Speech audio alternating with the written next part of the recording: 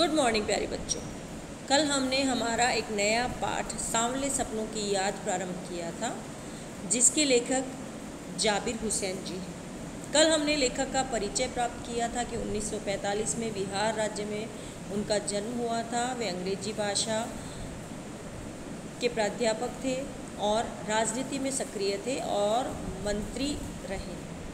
उनकी कुछ प्रमुख पुस्तकें जो आगे है, डोला बीबी का मज़ार, अतीत का चेहरा, लोगा, एक नदी रेत भरी प्रमुख हैं। हमने पाठ का परिचय भी प्राप्त किया था कि ये पाठ भारत के प्रसिद्ध पक्षी विशेषज्ञ सालिम अली के व्यक्तित्व पर लिखा गया एक व्यक्तित्व चित्र है, जिसे संस्मरण शैली में लिखा गया है। इसमें सालिम अली के जीवन का चरित्र चित्रण किया गया है, उनका पक्षियों के प्रति प्रेम बताया गया है और ये बताया गया है कि किस तरह वे पक्षियों को लेकर चिंतित रहते थे और उनके जीवन का एकमात्र उद्देश्य पक्षियों की देखभाल और पक्षियों के प्रति समर्पण था। आज शुरू करते हैं हम इस पाठ का पठन। सांवले सपनों की याद। सुनहरे परिंदों के खूबसूरत पंखों पर सवार सांवले सपनों का एक हुजूम मौत की खामोश वादी की तरफ अग्रसर है। कोई रोक सके? कहाँ संभव है ना। कि सालिम अली ने पक्षियों के लिए सपने देखे थे, तो उनके मृत्यु पर ऐसा लग रहा था कि उनके साथ साथ पक्षियों के लिए जो उन्होंने सपने देखे थे वो भी चले जा रहे हैं। इस हुजूम में आगे आगे चल रहे हैं सालिम अली। ये जो सपने थे पक्षियों के लिए जो उन्होंने देखे थे वो पीछे पीछे चल रहे हैं और सबसे आगे सालिम अली जा रहे हैं। उनके कंधों पर सैलानियों की तरह अपने अंतहीन सफ़र का बोझ उठाए।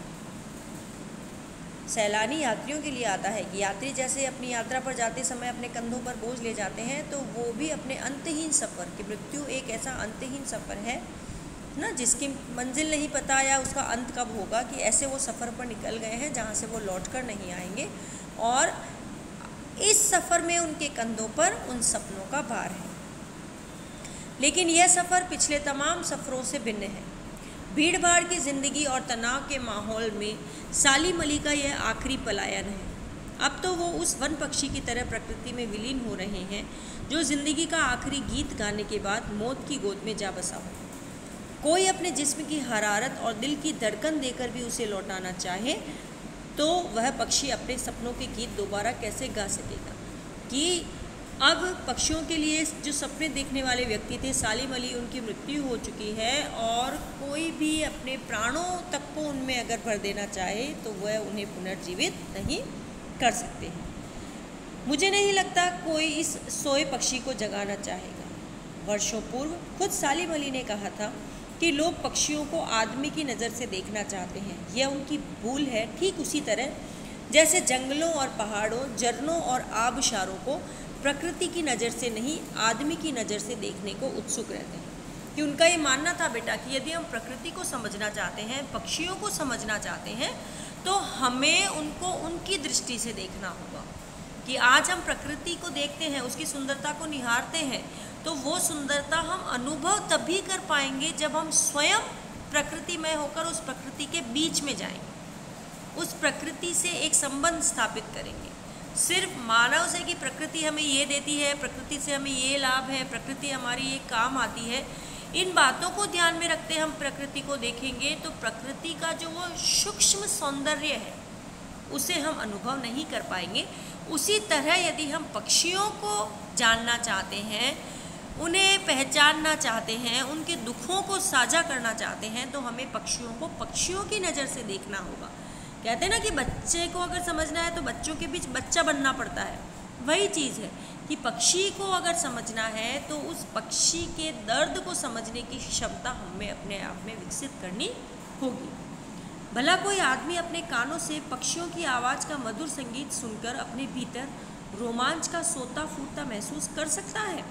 कि होता है ना बेटा, जिस चीज़ को हम बहुत ज़्यादा प्रेम करते हैं हम उससे खुद को जुड़ा हुआ पाते हैं। तो सालिम अली पक्षियों से इतने जुड़ चुके थे कि पक्षियों की चहचहाट, कि अगर पक्षी बोल रहा है तो उसकी बोली में दुख है या खुशी, ये तक वो पहचान जाते थे। पक्षियों की बोली से उसके भीतर चल रहे जो द्वंद्व थे उसको वो पहचान जाते थे कि पक्षी को क्या कष्ट है, पक्षी क्या चाहता है और पक्षी क्या कहना चाहता है। ये आश्चर्य होता है कि कोई व्यक्ति इस तरह से पक्षियों की आवाज़ पर फील कर सकता है किसी चीज़ को। एहसास की ऐसी ही एक उबड़ खाबड़ जमीन पर जन्मे मिथक का नाम है सालिम अली।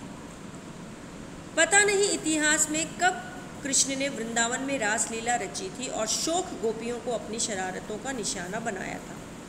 कब माखन भरे भांडे फोड़े थे, दूध छाली से अपने मुंह भरे थे। कब वाटिका में छोटे छोटे किंतु घने पेड़ों की छांव में विश्राम किया था। कब दिल की धड़कनों को एकदम से तेज करने वाले अंदाज में बंसी बजाई थी।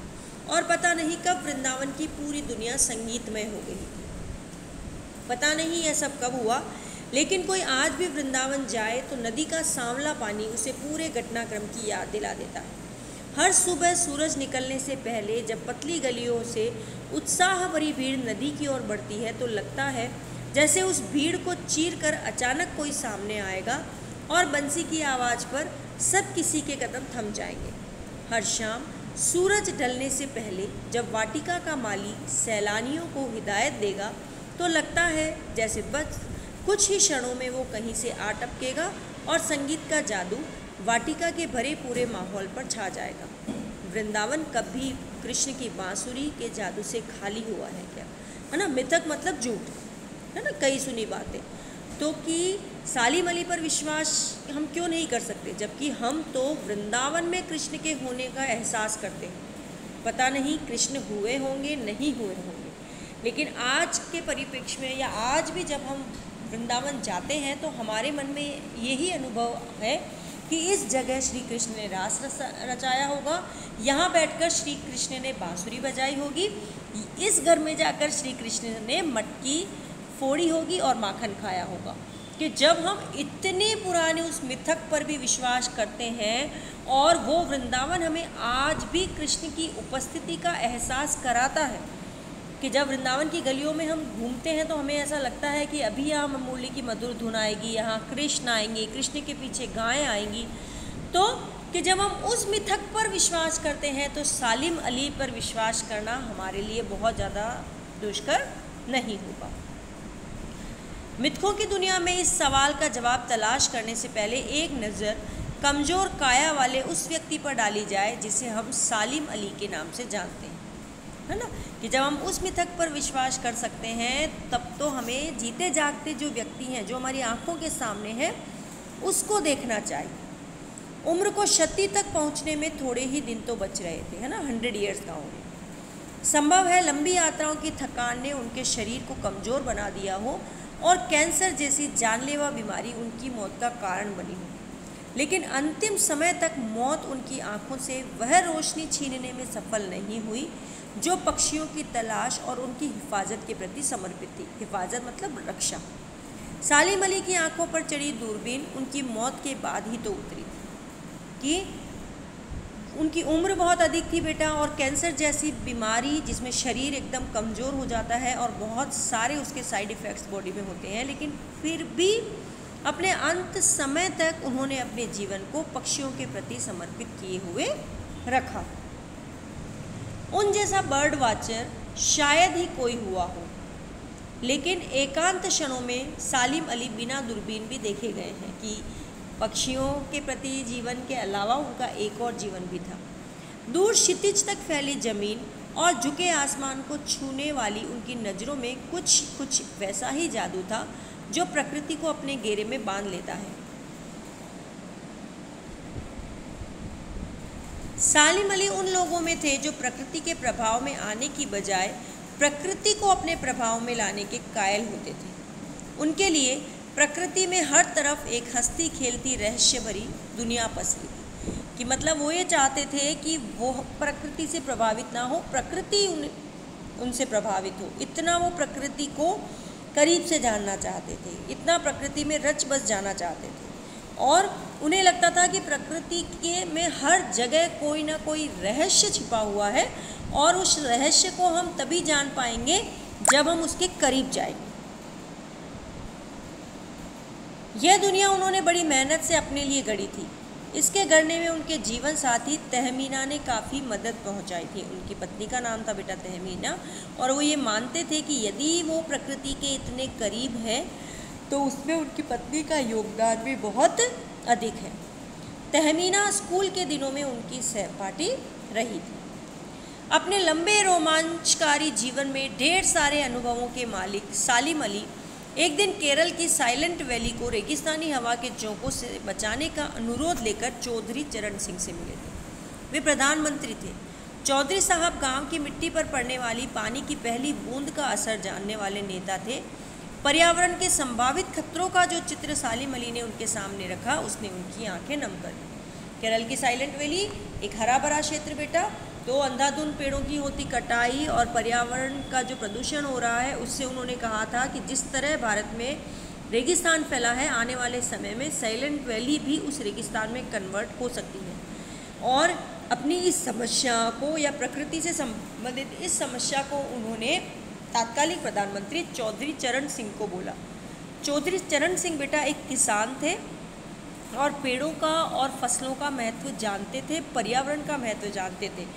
तो जब उन्होंने ये बात बताई कि यदि रोका नहीं गया पेड़ों की कटाई को और पर्यावरण संरक्षण को महत्व नहीं दिया गया, तो हम केरल की साइलेंट वैली को खो देंगे। तो ये बात सुनकर चौधरी चरण सिंह भी चिंतित हो गए थे और उनकी आंखें नम हो आई थी कि इस तरह से मनुष्य प्रकृति का दोहन कर रहा है कि वो स्वयं का बुरा तक नहीं देख पा रहा। आज सालिम अली नहीं है, चौधरी साहब भी नहीं है। कौन बचा है जो अब सोंधी माटी पर उगी फसलों के बीच एक नए भारत की नींव रखने का संकल्प लेगा? कौन बचा है जो अब हिमालय और लद्दाख की बर्फीली ज़मीनों पर जीने वाले पक्षियों की वकालत करेगा? है ना, कि चौधरी चरण सिंह भी अब नहीं है, सालिम अली भी नहीं है। तो ये चिंता का विषय है कि जिस तरह से उन्होंने पक्षियों के लिए अपना जीवन लगाया था, पक्षियों के संरक्षण के लिए अपने जीवन को होम किया था, क्या उस तरह की मनोदशा वाला कोई व्यक्ति आज भी है या नहीं? सालिम अली ने अपनी आत्मकथा का नाम रखा था फॉल ऑफ ए स्पैरो। मुझे याद आ गया, D.H. लॉरेंस की मौत के बाद लोगों ने उनकी पत्नी फ्रीडा लॉरेंस से अनुरोध किया कि वे अपनी पति के बारे में कुछ लिखे। बेटा अंग्रेजी साहित्यकार थे D.H. लॉरेंस, वो प्रकृति से रिलेटेड चीज़ें ज़्यादा लिखते थे। तो उनकी मृत्यु के बाद पूछा गया उनकी पत्नी से, फ्रीडा से, कि आप उनके बारे में बताइए। तो उनकी पत्नी का क्या आंसर था कि मुझसे ज़्यादा हमारे छत पर बैठने वाली गोरैया उनके बारे में जानती है, कि वो पक्षियों से इतना प्रेम करते थे, प्रकृति से इतना प्रेम करते थे कि वो तक उन्हें अच्छे से जानते थे। लेकिन उन्होंने कहा, मेरे लिए लॉरेंस के बारे में कुछ लिखना असंभव सा है। मुझे महसूस होता है कि मेरी छत पर बैठने वाली गोरैया लॉरेंस के बारे में ढेर सारी बातें जानती है, मुझसे भी ज़्यादा जानती है। वो सचमुच इतना खुला खुला और सादा दिल आदमी था।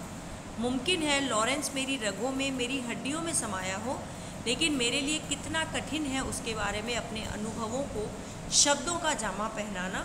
मुझे यकीन है मेरी छत पर बैठी गोरैया उसके बारे में, हम दोनों ही के बारे में मुझसे ज़्यादा जानकारी रखती है, क्योंकि वो गोरैया रात दिन D.H. लॉरेंस के साथ रहती थी। वो लिखते थे तो उनकी टेबल पर उस गोरैया का बसेरा होता था। वो निडर होकर उनके कंधों पर बैठना, उनकी किताबों पर उनके पास बैठना, और लॉरेंस भी उसकी बहुत ज़्यादा केयर करते थे। तो पत्नी फ्रीडा ने ये कहा कि मुझसे ज़्यादा वो आपको अच्छे से बता सकती है, और क्योंकि मैं उनकी पत्नी हूँ, मैं तो कहीं ना कहीं उनके मृत्यु से व्यथित हूँ, तो शायद शब्दों में बयान नहीं कर पाऊँ, लेकिन वो बहुत अच्छे से आपको बता सकती है। जटिल प्राणियों के लिए सालिम अली हमेशा एक पहेली बने रहेंगे। बचपन के दिनों में उनकी एयरगन से घायल होकर गिरने वाली नीलेकंठ की वह गोरैया सारी ज़िंदगी उन्हें खोज के नए रास्तों की तरफ ले जाती रही। कि सालिम अली के एयरगन से नीलकंठ नाम की जो एक गोरैया थी वो घायल हुई बेटा, और जब उसकी देखभाल उन्होंने की तभी से उन्हें पक्षियों से प्रेम हो गया था, और उनके द्वारा उस चिड़िया को जो कष्ट दिया गया था उसके प्रायश्चित के रूप में उन्होंने अपना पूरा जीवन पक्षियों को समर्पित कर दिया। जिंदगी की ऊंचाइयों में उनका विश्वास एक क्षण के लिए भी डिगा नहीं। वो लॉरेंस की तरह नैसर्गिक जिंदगी का प्रतिरूप बना। सालिम अली प्रकृति की दुनिया में एक टापू बनने की बजाय अथाह सागर बनकर उभरे थे। बेटा टापू है, उसका क्षेत्र सीमित होता है, वो एक जगह स्थिर होता है, उसमें परिवर्तन की कोई संभावनाएं नहीं होती है। जबकि अथाह सागर, सागर हर वक्त हिलोरे लेता रहता है, उसके अंतर्मल में परिवर्तन चलता रहता है और वो अपने अंदर बहुत कुछ समा देने की ताकत भी रखता है। जो लोग उनके भ्रमणशील स्वभाव और उनकी यायावरी से परिचित हैं, उन्हें महसूस होता है कि वो आज भी पक्षियों के सुराग में ही निकले हैं और बस अभी गले में लंबी दूरबीन लटकाए अपने खोजपूर्ण तरीकों के नतीजों के साथ लौट आए। जब तक वो नहीं लौटते, क्या उन्हें गया हुआ मान लिया जाए? मेरी आंखें नम हैं, सालिम अली तुम लौटोगे ना? कि लेखक का ये मानना है कि वो चले गए, उनके साथ पक्षियों के सारे सपने चले गए, तो क्या वो इस अंतहीन यात्रा पर गए हैं तो वे लौटेंगे या उनका कोई एक प्रतिनिधि पक्षियों की चिंता लेकर वापस लौटेगा? ओके बेटा, तो ये है हमारा पाठ सालिम अली के ऊपर लिखा गया सांवले सपनों की याद। आपको आज इस पाठ को पढ़ना है और इसे समझना है, कोई भी कठिनाई हो मुझसे पूछना है। ओके बेटा।